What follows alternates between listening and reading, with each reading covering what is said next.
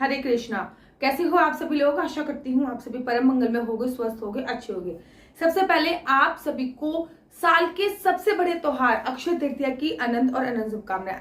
अक्षय तृतीया को मैं साल का सबसे बड़ा त्योहार इसलिए कहती हूँ क्योंकि इसी दिन मेरे बांके बिहारी जी के चरणों के दर्शन होते हैं और उनके चरणों में सभी देवी देवताओं का वास समाहित माना जाता है, तभी तो उनकी दहलीज पूजन का विशेष महत्व होता है।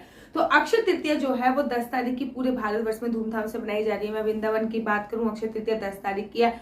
मैं खाटू श्याम की बात करूं, अक्षय तृतीया 10 तारीख की है। तो ऑल ओवर इंडिया में अक्षय तृतीया, जिसको आखा तीज के नाम से भी जाना जाता है, 10 तारीख की मनाई जा रही है। अक्षय तृतीया पर लड्डू गोपाल की सेवा का विशेष महत्व होता है। लड्डू गोपाल की इस दिन से चंदन यात्रा प्रारंभ होती है। अगर आपके घर पे जुगल जोड़ी सरकार है तो उनकी भी चंदन यात्रा प्रारंभ होती है। अगर चंदन यात्रा क्यों प्रारंभ होती है, इस पे वीडियो चाहते हो तो मुझे कमेंट्स कीजिए। मैं इस पे भी जल्दी आप लोगों के लिए वीडियो बनाऊंगी कि आखिर चंदन यात्रा प्रारंभ क्यों होती है। चंदन यात्रा प्रारंभ होने से मतलब है कि चंदन पीस के जुगल जोड़ी सरकार और बाल गोपाल लड्डू गोपाल के पूरे शरीर पर सुबह सुबह स्नान कराने के बाद लगा दिया जाता है, जो कि पूरे दिन लगा रहता है और शाम के समय उस चंदन को हटा दिया जाता है।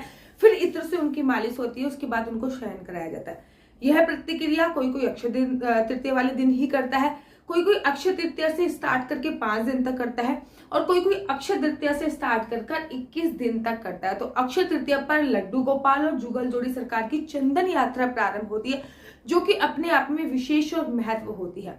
अक्षय तृतीया बहुत खास है। उस दिन लड्डू गोपाल की सेवा कैसे कर रहे हैं, ऑलरेडी वीडियो मेरे यूट्यूब चैनल पर है कि लड्डू गोपाल की सेवा उस दिन कैसे करनी चाहिए। लेकिन आज की वीडियो में हम लोग जानेंगे कि अक्षय तृतीया पर बाल गोपाल लड्डू गोपाल को भोग क्या लगाना है।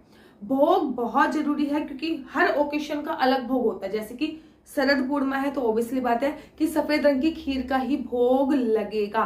ठीक इसी प्रकार से जन्माष्टमी है तो खीरे का भोग लगेगा, चन्नावेद का भोग लगेगा, पंजीरी का भोग लगेगा, धनिये की पंजीरी का भोग लगेगा इत्यादि।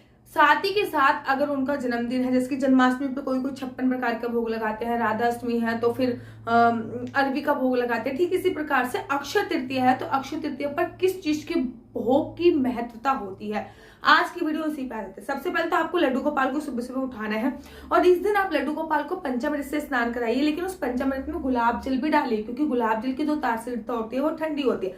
पंचामृत से स्नान कराने के बाद उनको सफेद या पीले वस्त्रों का ही चयन कराना है। पीले वस्त्र मोस्ट इंपोर्टेंट है क्योंकि भगवान को पीले पीताम्बरी धारी बोला जाता है। शरद पूर्णिमा पे सफेद पहना सकते हैं, अगर पीले ना हो तो मैं सफेद पहनाने की पक्ष में हूँ। पीले वस्त्र धारण कराइए और वस्त्र धारण तभी कराइए जब आप उनकी चंदन यात्रा नहीं कर रहे हैं। अगर आप उनकी चंदन यात्रा कर रहे हैं तो आप उनको वस्त्र मत पहनाइए, ठीक है। इस बात का आपको विशेष तौर पे ध्यान देना है। साथ ही के साथ आपको इस बात का भी ध्यान देना होता है कि अगर आप लड्डू गोपाल की चंदन यात्रा कर रहे हो तो केवल उनको लंगोट पहनाइए और उनकी पूरे शरीर में चंदन लगाइए। अगर आप वस्त्र पहना रहे हो तो केवल और केवल आपको पैरों पे चंदन लगाना होता है। उसके बाद बारी आती है उनकी पूजा अर्चना वंदना की, जैसे कि आपने नहला दिया, इत्र मालिश कर दी, चंदन लगा दिया। अब बाल गोपाल लड्डू गोपाल को खाने के लिए आप लोग क्या दे सकते हैं, तो इस दिन सत्तू का भोग लगाना बहुत ज्यादा उपयोगी होता है। आटे को पीस के सत्तू बनाया जाता है, चने के आटे को पीस कर सत्तू बनाया जाता है, उसमें थोड़ा सा गुड़ मिलाया जाता है, थोड़ा सा मिष्ठान मिलाया जाता है, कहीं कहीं पे नहीं मिलाते। तो सत्तू के लड्डू भी बहुत अच्छे होते हैं। आप चाहो तो सत्तू के लड्डू भी बना सकते हो। रेसिपी आप ऑनलाइन देख लीजिए, मेरे को भी ऑनलाइन ही देखनी पड़ेगी। श्रीधाम वृंदावन में ना सत्तू के लड्डू जो होते हैं बाकी भैजी को, वो एक सत्तू का लड्डू का भोग लगता है, तो आप सत्तू के लड्डू का भोग लगा सकते हैं या फिर सत्तू पानी में घोलकर वो लड्डू गोपाल को भोग स्वरूप दे सकते हैं या फिर सत्तू का शरबत बनाकर आप बाल गोपाल लड्डू गोपाल को भोग स्वरूप दे सकते हैं। तो इस दिन सत्तू का भोग सबसे ज्यादा इंपॉर्टेंट है। उसके बाद किसी भी प्रकार की ठंडाई का भोग दिया जाता है। उस दिन ठंडाई आप बनाओ तो और भी सर्वोत्तम है।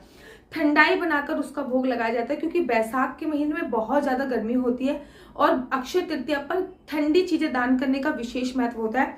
तो इस दिन सत्तू के भोग के साथ साथ ठंडाई का भोग भी अपने बाल गोपाल लड्डू गोपाल को अवश्य और अवश्य लगाया जाना चाहिए।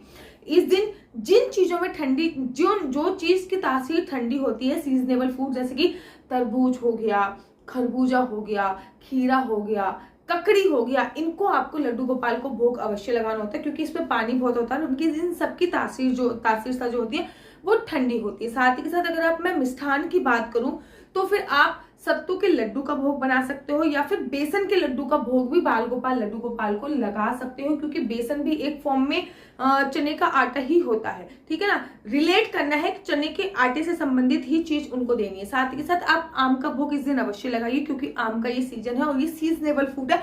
आम रस का भी भोग आप अपने बाल गोपाल लड्डू गोपाल को लगा सकते हैं। तो मेन इंपॉर्टेंट जो भोग है वो सत्तू का और ठंडाई का भोग है।